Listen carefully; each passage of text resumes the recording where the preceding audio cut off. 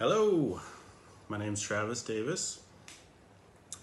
I was asked by the McCoy College of Business to do a video about my story and my views on business, or how to start a business, how to run a business, the ins and outs of that, hopefully to inspire people that want to start a business of their own, or just have an understanding of how that all works. So, let's talk about it. I think probably the first thing to cover is who am I? Why would you listen to anything I have to say? I am a little bit different probably than some of the people that you would generally call an entrepreneur. I'm more of a serial entrepreneur. That wasn't something I said I wanted to be.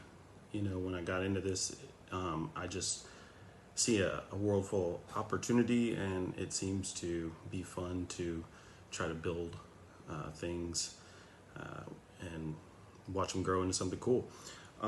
But as far as qualifications go, I bought 2 companies, sold 2 companies, not the same 2 companies, started 9 companies. I currently own 4 companies that are active.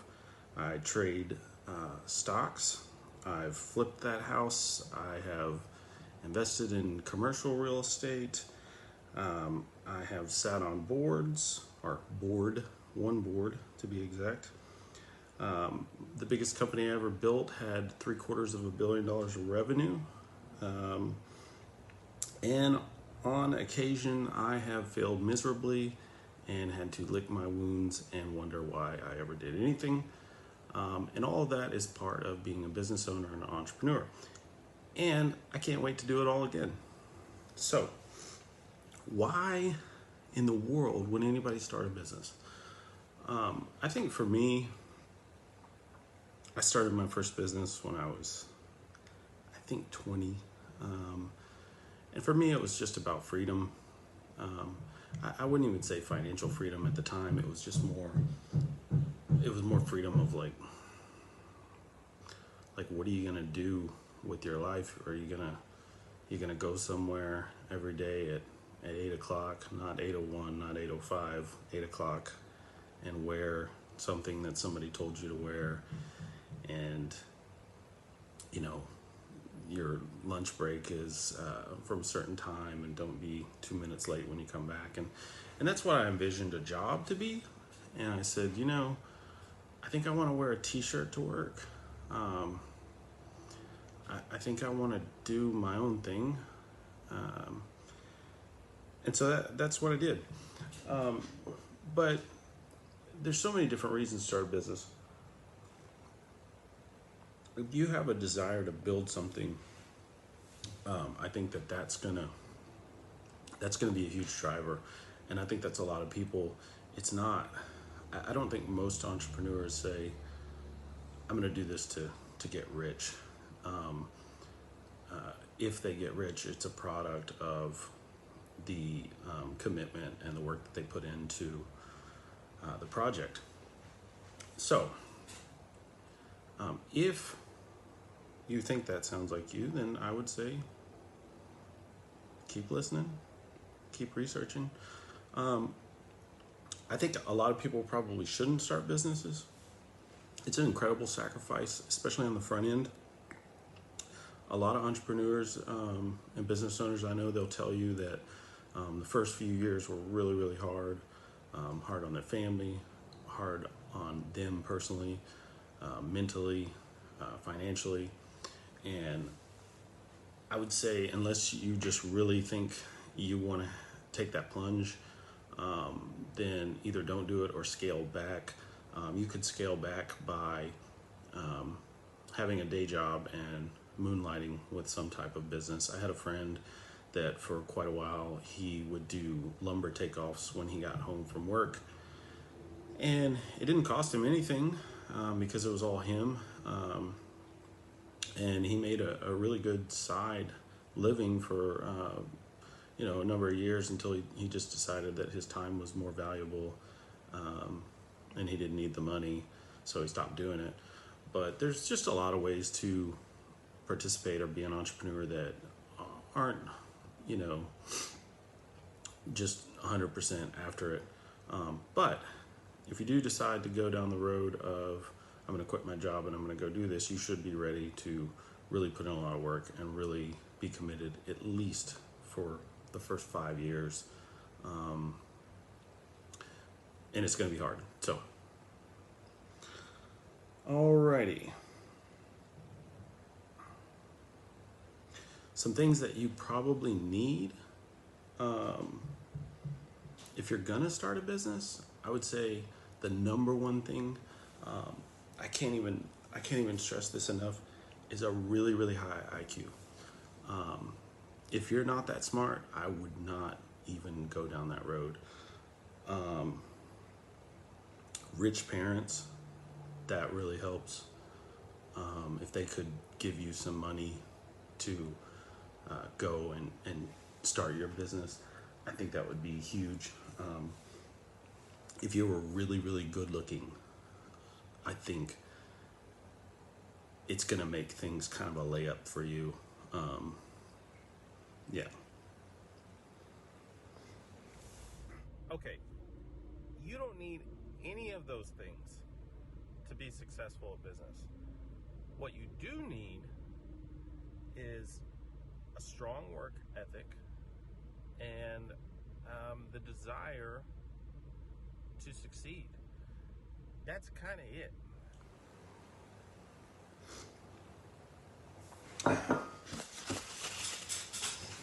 Okay, so that was fun. Let's talk about the world today, or at least my views about the world today, and why it's such a great opportunity for anybody that wants to go out there and put in the work.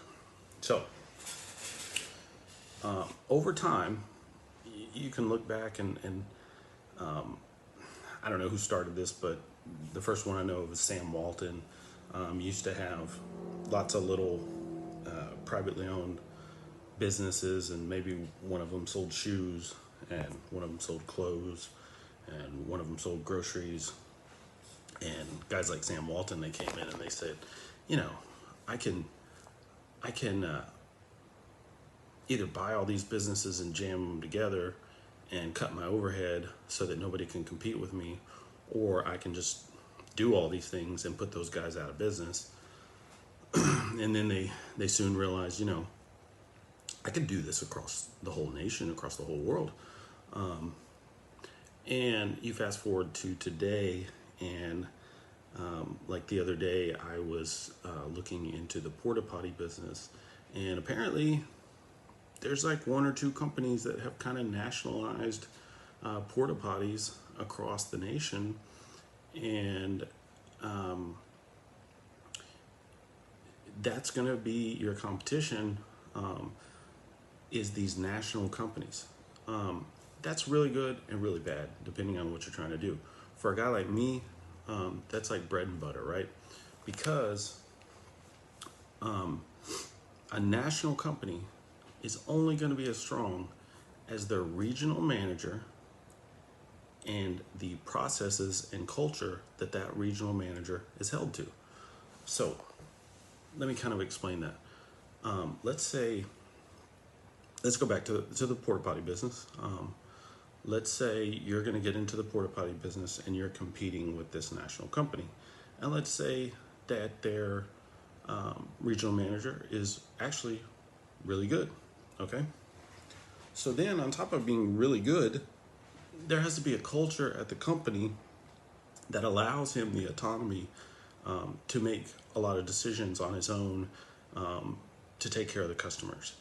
There also has to be the belief at the company in allowing this regional manager some leeway on extra equipment, that sort of stuff. If you're a private operator and you're competing with this guy, unless both of those things are lined up, their service is going to suffer. So if I go get in the porta potty business and I'm going above and beyond on the service side with the customers, I have all the leeway to do anything I want. If they want to text my personal cell phone at 9 o'clock on Sunday night and I'm willing to do that, then all of a sudden I take a notch up against the regional guy who checks out at Friday at 5 o'clock and he's not interested. He's not interested in that. It's a job. Don't call me on Sunday, right? Also, when I talk about the extra equipment, some of the businesses I've been involved in, you see that these big national companies, they want to operate very, very lean. So having an extra porta potty delivery truck sitting around is not something they want to pay for, especially when you've got like 60 locations nationwide. You don't really need like 60 extra trucks sitting around. And if each one of those trucks is, $500 payment or whatever, it's like $15,000 a month, $180,000 a year. Like, they don't want that, right? So they're like, do more with less. That's what a lot of these companies say. Well, when you do more with less, what you're doing is you're setting traps for yourself, and at some point you trap yourself in a situation where one piece of equipment needs work, or goes down for some reason, or one employee is sick, or whatever happens, he quits, and you're either short-staffed or you are short equipment. If you're a privately owned operator and you have redundancies in place, extra equipment, extra people, and that's just how you operate. You say, like, service is number one to us, right? Over time, that is going to keep becoming evident to the customer. They're going to keep seeing, like, hey, these people, they're always there. They always do what they say they're going to do. And a national company, they drop the ball and they make excuses, right? So it creates this dynamic where, in the right situations, it creates these really, really good opportunities to go in and build a business against these national companies. Now, I would be the first one to say, I'm much, much less inclined, I would say almost 100% less inclined to go in and try to compete with another guy like me. Guys like me, they go in, they work hard, they take care of their customer. If a customer calls them and says, hey, we're moving our account, they go, why? I'll be at your office in 10 minutes. Let's talk about this. I can't lose an account. I've got to put my kids through, college or whatever. So a national company does not care about their customers most of the time. Sometimes they do, most of the time they don't. So it creates these opportunities where you can go in and you can build a business against these national companies. They can't keep up with all the small pieces. If you have a big area to you in Texas, it could be a very small area to them in the whole grand scheme of their business. Okay? The other way it creates a really, really nice opportunity for guys like us is if you take enough market share from somebody in an area, or you build a business strong enough in an area, they look at it and they say, we can't take that from this guy, so what do? Let's take him out. Find out how much we have to pay him to buy that business, because we can't compete. And in this certain area, say it's San Antonio, we really want to be in the porta potty business in San Antonio. This guy Travis, he's just got a lot of business, and people are calling his cell phone at 9 o'clock on Sundays, and they love him, and let's just go write him a check for a bunch of money.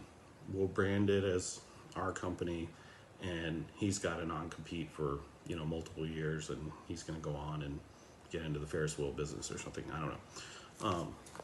And that's kind of the cycle, right? So when you start up, you're up against these guys that they're only as good as their regional manager and their processes and their culture. And if you just grind it out, like just work, take care of your customers, you're going to build this great thing against them. And there's really not a lot they can do because they're so big. what I've seen is sometimes they do things like they drop prices real low. Well, if your service is awful, it really doesn't matter. It really doesn't matter if your price is low or not. You know, I mean, people they kind of put two and two together pretty quick about what they're getting from people. Nobody's stupid when it comes to that kind of stuff. Everybody has a choice. So anyway, I'm getting on a tangent, but it creates a really good opportunity to build a business, and then if you ever want to, exit a business. It's what I look for, really.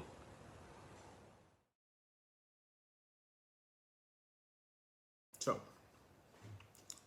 we have gotten on a tangent about why you should start a business and rambled on about what I look for. But most people that are doing this isn't like their ninth business, right? So it's a little bit different. I want to talk about that for a minute. This is the idea. So the first thing I would do is I would try to sort out, as I spoke about before, what it is you want to do. Do you just want to have like a little weekend gig where you mow grass and do landscaping? Or do you want to be the next Amazon, right? I don't know, right? For me, I never wanted to work for anybody. I still don't want to work for anybody. I wanted to be able to do my own thing. And so for me, it was an all-in thing, right? I couldn't stand it, honestly. So the thing, though, that's really funny to me is like my first business, I was in energy. Specifically, I was in crude oil. Even more specifically, I had a business that what we did is we bought crude oil from the crude oil producers, and we transported it to refineries, and then we sold it to the refineries. So there was an element of sales, logistics, accounting, and trading, all kind of wrapped up into this business. Now, a lot of people, they ask me, they go, why crude oil? Why did you do that? Like, what drew you to that? And the funny thing to me is most people when they want to start a business, it's because an opportunity walked right out in front of them, right? In my particular case, I was a third generation oil guy. My grandfather was a oil producer. My father had been in the oil business. So for me, it was an opportunity walked right out in front of me. And I don't mean an opportunity like somebody's like, hey, here's a business, here's some money, here's whatever. What I'm talking about more is the risk curve, right? So if I wanted to go start a bakery, right, I have to either learn through making mistakes how to bake, how to run a bakery, the ins and outs of the bakery business.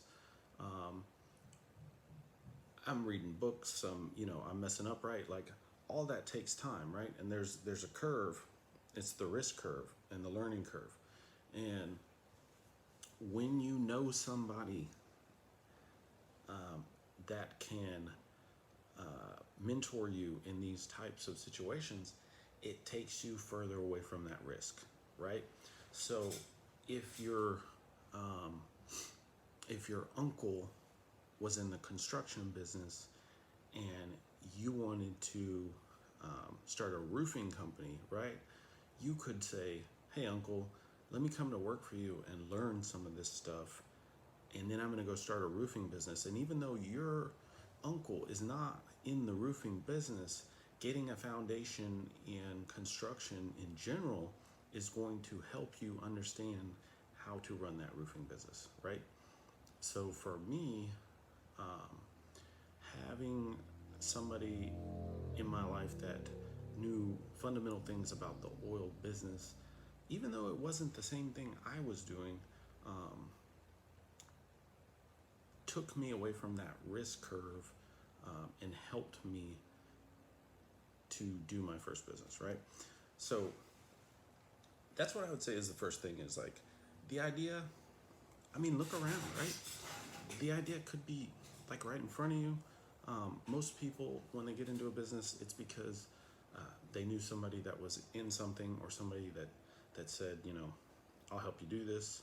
I have one of the businesses I own now is a garbage business, and the reason I got into this business is because I saw like a really, really good opportunity where, as I talked about before, you had a national company and their service was awful. The regional manager was awful. And I said, there's a huge opportunity here. There's a couple of problems here, right? First is I don't really know anything about the garbage business, right?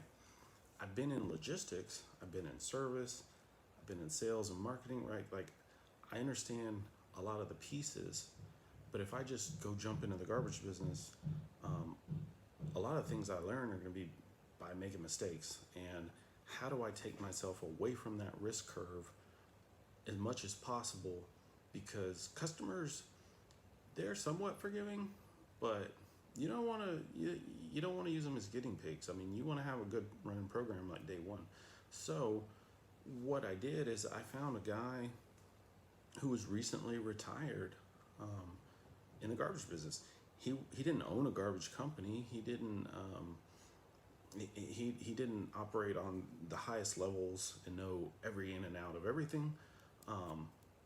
But it was like the dumb stuff I didn't know. Like how do you dump a trash can into a trash truck, right? Like how do you build a route? How did the company you were with before drum up new business, right?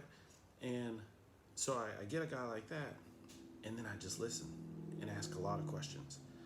And everything I learn, then I'm trying to separate out, is this something I believe and I'm going to keep, or is this something that I think this person has a bias towards, or they just don't understand completely what they're talking about, right? And most of the stuff is good information. So then I just listen a lot and I learn from there, right? But foundationally, it really helps minimize that risk a lot. If I had just went and bought 2 or 3 garbage trucks and just tried to build routes, not knowing how all that really works, there would have been a lot of small mistakes that could have added up, right? So that's what I'm trying to avoid. I want to get as far away from that risk curve as I can going into the thing. And whatever idea I have, like I'm a little bit different probably than most people, because I'll go into a business that I don't know anything about if I have a few people that can help. Okay. If it's something you already know, that's even easier, right? My son is going to trade school to get a degree or a license in electric, right? So he can go work for a guy for a couple of years as a journeyman. He can get his master electrician's license. He can go right into business, right? At that point, all you're really trying to do as far as risk curve goes is just how do I operate a business? And operating a business just depends on how far you want to boil that down. But it's really pretty simple. There's 2 ways to make money in a business, right? And one is make more money than you spend, and the other is spend less money than you make, right? So if you were an electrician starting your own business, you just stay real skinny until you understand cash flows, right? And things like that are great because you work 8 hours, you bill 8 hours. It's all back to back, right? So unless you're just like going out and spending a bunch of money on like jet skis and crazy stuff, day one, probably going to be just fine.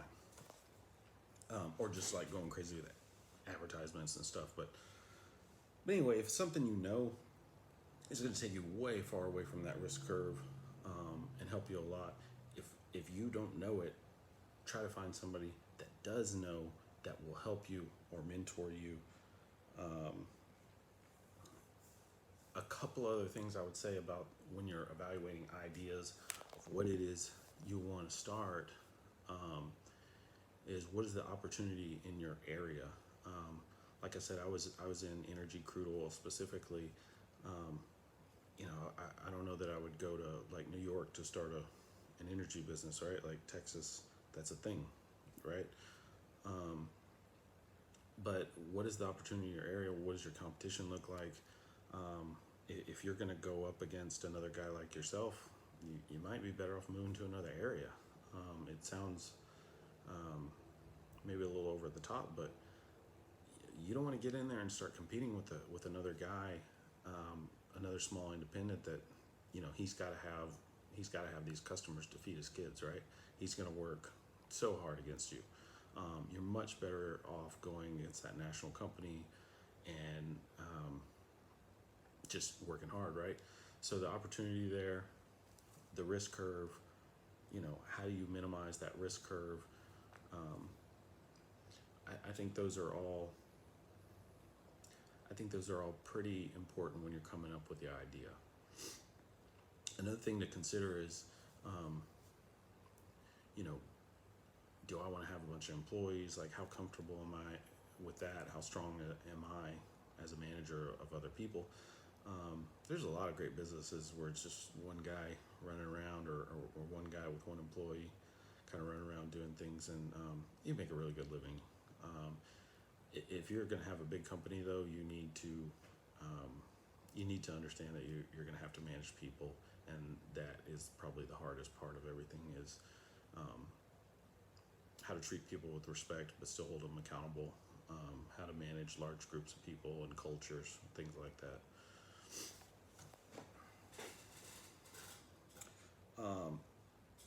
Another way you can get into business is either a franchise or to buy an existing business. A good friend of mine, he bought an insurance company from a guy. He worked for him for a little while, and the guy was getting close to retirement, and one day the conversation just came up like, hey, what are you gonna do here? And the guy sold it to him. A lot of times these guys will finance a business to you because it's hard to go in and sell stuff like that. And a lot of these businesses, like, these trade businesses and different things, these guys have been kind of putting nuts up for winter for a long time, because they know when they go to sell their business, it's not just going to bring a ton of money. So they've already got their nest egg, and you're a young guy trying to get after it, and they finance the business out to you for 4 or 5 years, and you pay it out, and they retire, and life goes on. Keep the name, rock and roll, right? Nothing wrong with that. It's a great way to do it.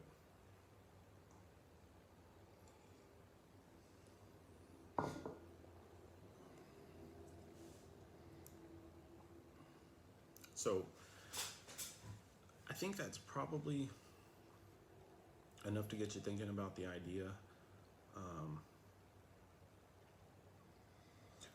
One more thing I would say about the idea, though, is how are you going to pay for this? But that's enough to get you thinking. Most businesses take quite a while, and they're built slowly. If you want to accelerate that, you can get investors or loan or whatever. But some of the best businesses are just built slowly, grinding it out over time. That's something to noodle around about, how to come up with an idea for your first business.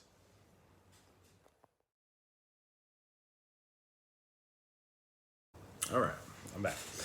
I want to talk a little bit about the early days of a business, what that looks like. These are the hardest days. They're the funnest days.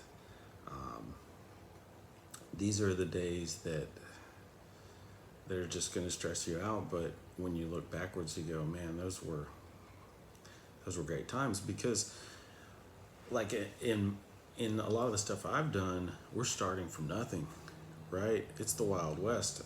We're out there and we're trying to get something going, and what we're doing, I call it building the plane while you're flying it, right? I mean, there's been a few businesses that I started it because there was an opportunity, and that opportunity is not going to wait. So what you're doing is you're going out there and you're trying to get something going, and you're hiring employees, and like employees are coming back and they're going, well, do we have, what's our policy on, sick days? And you're like, I have no idea. I have no idea what that is.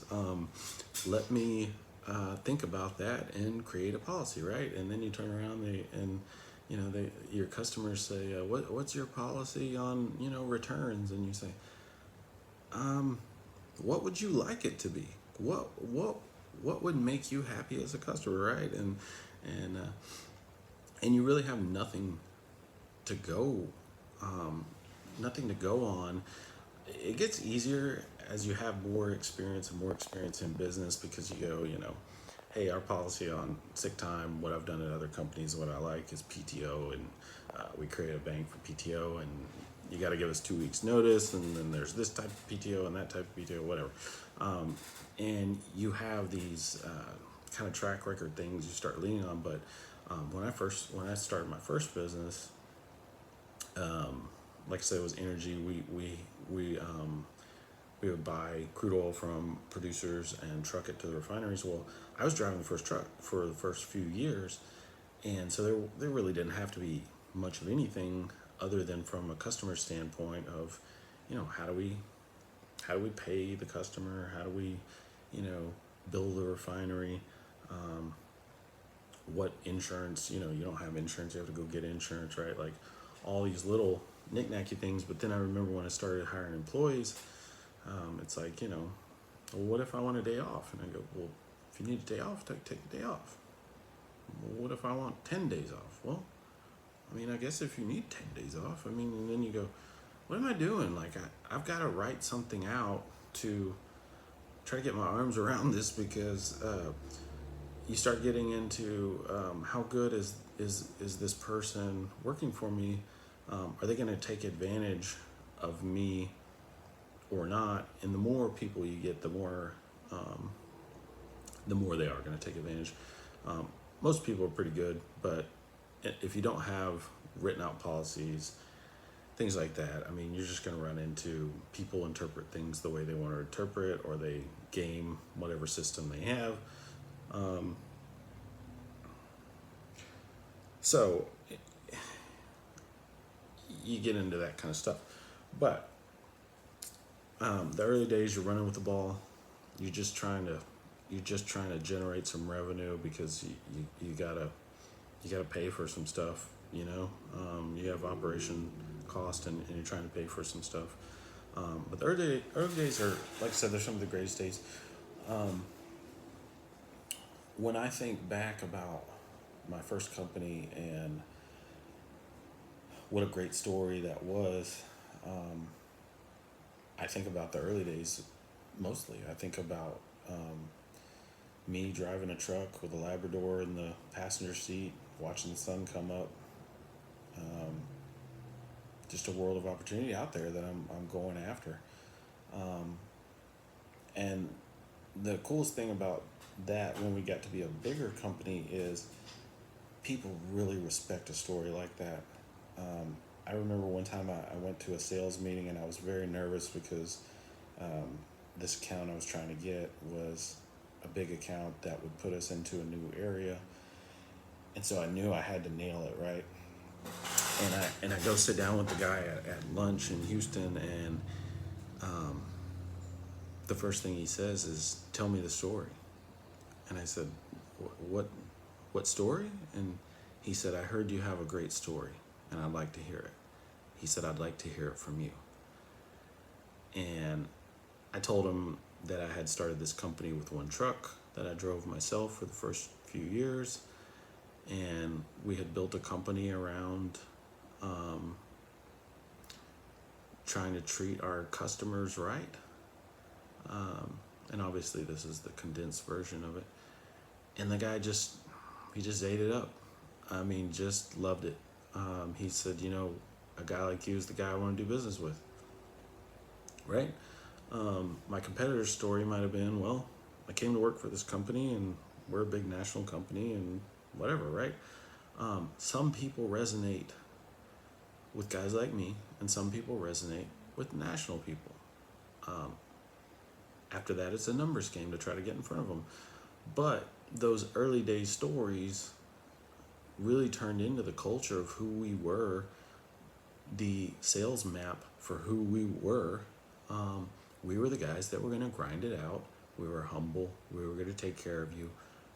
We knew what it was like to get out there and get our hands dirty. So if that's what had to happen, that's, we'd do it again.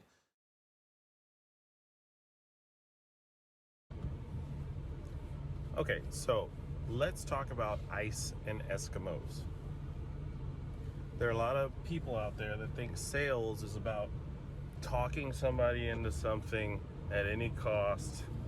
I have a little bit of different opinion about that. I feel like if you have a decent pitch and you are consistent, that sales is all about numbers. It's just a numbers game. If I go out and I close, if I go knock on one door and I close one big deal,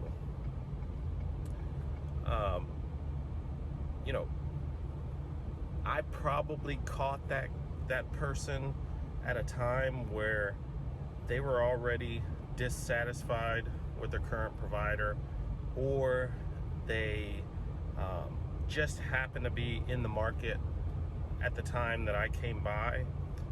I don't attribute that to just my spectacular sales pitch. Again, I think if you go knock on 1,000 doors, you should expect to close, maybe 3 to 5% of those right off the bat, because you're going to catch people that are looking for your product, or that were actually like in that mode where they were trying to find something right when you came by, and you hit it just right. And then over time, if you're consistent and you go back by that place, maybe you come by during the holidays and bring them a card or whatever, I don't know, and you just kind of keep touching on that customer. Over time, you're going to close another 15 or 20% or whatever, and over time you're going to get 20-25% of those sales, because if you go by somebody's place of business and you're trying to pitch something to them, if they're not having problems with their current provider, or they're not currently thinking about needing this product, they can either A, sit on that decision for quite a long time because it's not on fire and other things are on fire, or B, they're just not concerned about it because everything's working, and why would I change it? If you're only going to save me 5%, 10%, something like that, maybe it's not worth it. But the ice to Eskimos argument, if you find the one moronic Eskimo that wants to buy ice when he's surrounded by ice, you have probably gone through dozens and dozens and dozens of Eskimos that look at you like you're crazy for trying to sell them a product that they have an abundance of for free all around them at all times. So trying to identify that correct customer is important. For example, I focus on small to mid-size accounts with most of my businesses, because I am coming from a place that I am a small to mid-size provider, and the small to mid-size guys usually are more concerned with service, relationships. A small business owner, if I want to sell them a product and this is an ongoing relationship, it could be very important to them that they can pick up the phone and call the owner of the company on Saturday at 8 o'clock in the evening and say, hey man, this just popped in my head and I'm concerned about ABC. what do you think? That may be a big deal to them. So they're going to resonate more with a guy like me, right? If I go after some, huge account, the barrier of entry there is there's some other huge provider that I'm up against, and he can price me out very quickly. They usually own the asset or have the scale that they can get very competitive on their pricing, and you may not be able to get there. I know in most cases I can't get there, but what I'm selling is that relationship and that service. The flip side of that is, and let me say that the relationship with the big company, it's out the window, because maybe every 6 months or a year it's a different account rep that you're dealing with. So the whole thing is the pricing, the takeaway capacity, but the relationship piece is out with the big company, because if they want to pick up the phone at 9 o'clock on Saturday or whatever, that's not going to happen. In fact, they may not be able to get somebody on the phone Monday through Friday, 8 to 5.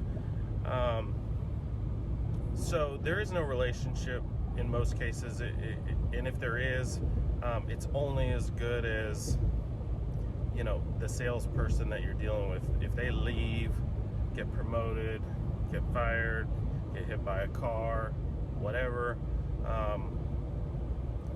it's over. With a small business like mine, I am the owner. I am the end all. I am not going to get fired. I am not going to leave. The only situation where that's going to change is I sell the company, and then you're not dealing with the same company. You're dealing with who bought me, which is probably a bigger company, which probably the relationship's going down the toilet anyway. So don't try to sell ice to Eskimos.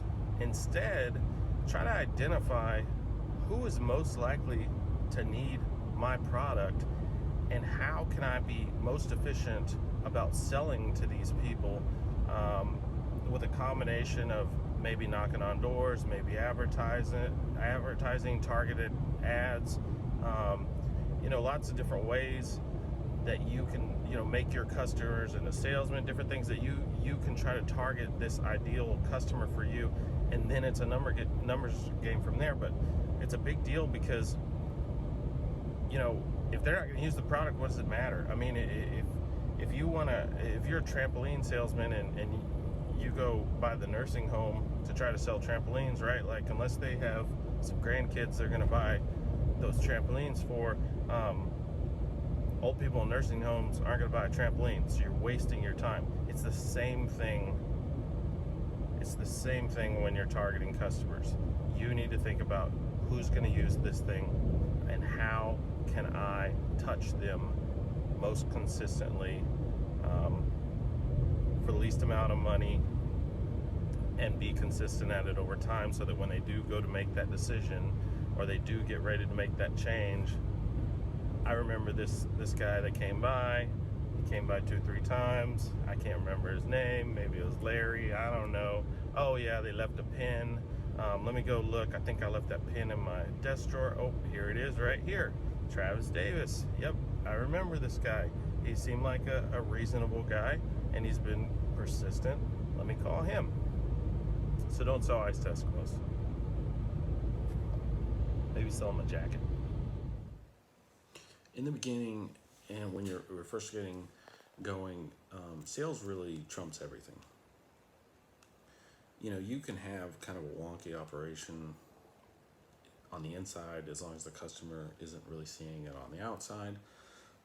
But sales is everything, and generating sales is everything. If you can find an anchor tenant, that is like it. If you are going to start that same porta potty business that I mentioned before, but you had a big construction company that says, we usually have 35 job sites going all the time, and maybe 80 porta potties on rent all the time in South Austin, and we'll help you get going. that is a big deal for an early day company, because you can depend on that person to at least let's just keep the lights on long enough for me to get out there and knock on some doors, and I can say, hey, this other company uses this, and obviously they're a big company, and if you were smart like them, you'd use this too, right? But if you don't have that, I mean, you just got to go grind it, right? Like you just everything is just about how much are you going to put into that business. You're going to get out of that business a multiple of what you put into that business. So if you open a business and you don't advertise and you don't tell people and you don't even have a sign out front, right? Like, why would you expect any kind of multiplier of revenue to come out of that business? But if you start a business and you have a sign out front and you advertise and you do organic ads on Facebook and you ask everybody to follow you, and you're like me, and when you go to get your hair cut, you're like, where do you get your propane, and where do you get, who does your trash service and stuff, to the people cutting your hair, and then you go to the HEB, and when you're checking out, you're going, hey, have you ever heard of a roll-off, where do you get your propane cylinders filled, and you're just always pushing that. You're going to get multiples back, because 9 people may think you're stupid, and then that 10th person goes, actually I do need propane or trash service or whatever it is you're selling. I do need a porta potty, right? And you you're like a stock car going around, right? Like just advertising all the time. A lot of that, you just start building revenue, right? Revenue's everything in the beginning. Just get that revenue going. You don't need salespeople in the beginning. You don't need any people in the beginning. Like, you need to work around the clock. In the beginning, if you're really good at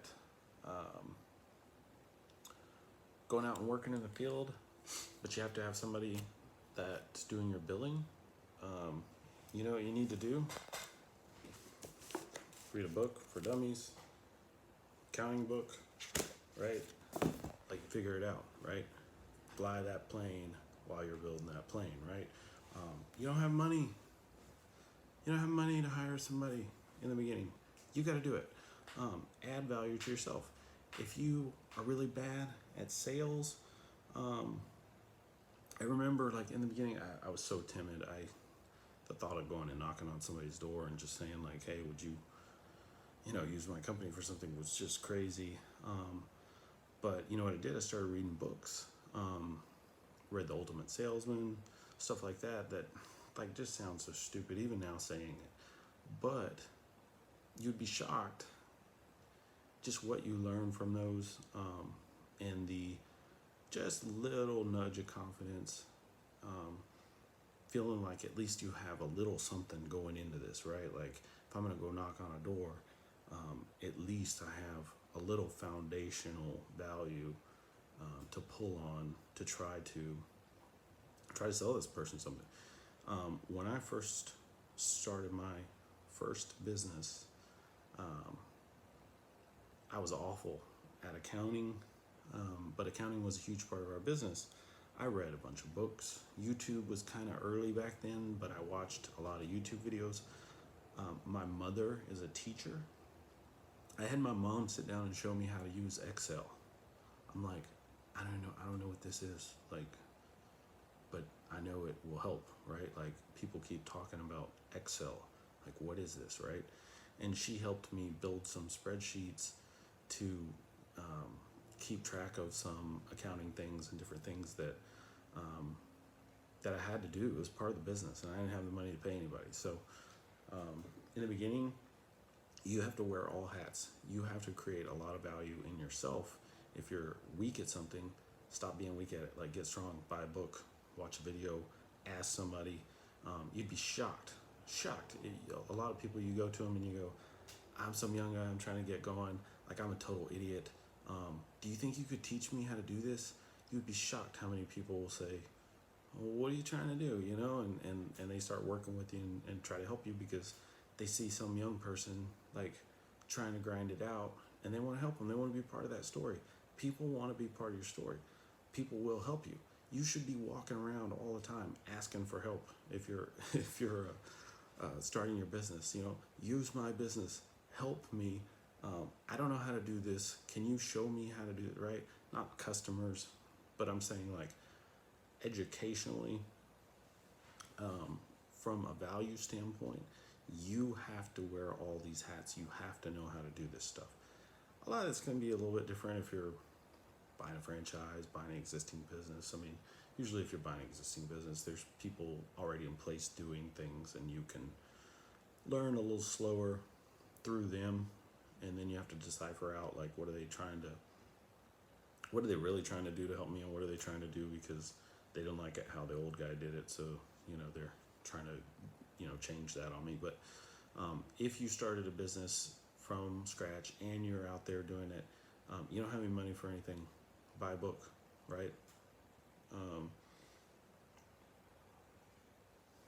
Well, that was my first video. I hope you enjoyed watching it as much as I enjoyed making it. The stuff I recorded for my first video was actually like 2 or 3 hours long, so I'm gonna go in and edit the remainder of that for the second video. So we'll see how